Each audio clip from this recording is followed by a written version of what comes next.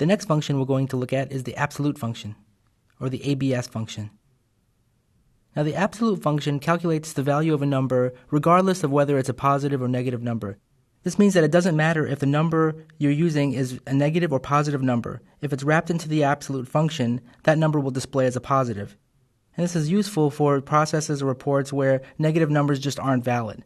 I have an example here.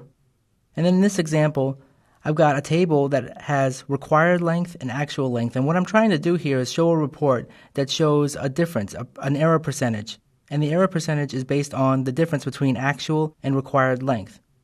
So the idea here is that if I've got an actual length that's equal to the required length, the difference is 0. If my actual length is less than the required length, the difference is going to be a negative. In this case, it's negative 30 inches. And if my actual length is above the required length, the difference is going to be a positive number. In this case, it's a positive 30 inches. So, in this particular scenario, I can't have that difference. I've got an error percentage, and my error percentage has got to be a positive percentage.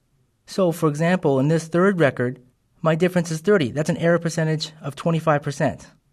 In the second record, though, my difference is negative 30. That gives me an error percentage of negative 25%. That can't happen. There's no such thing as a negative error percentage. So I'll need to have that show up as a positive number. In Table 2, I fixed this problem. What I'll do here, I'll click on negative 30. And as you can see here in the formula bar, I've got a formula, D30 minus C30. So D30 minus C30 does indeed give me negative 30.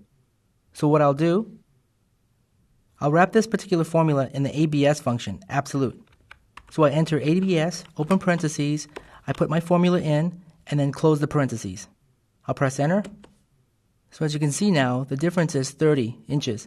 Although this number doesn't seem to be correct, the number that I'm really looking for is this. I have an error percentage of 25%.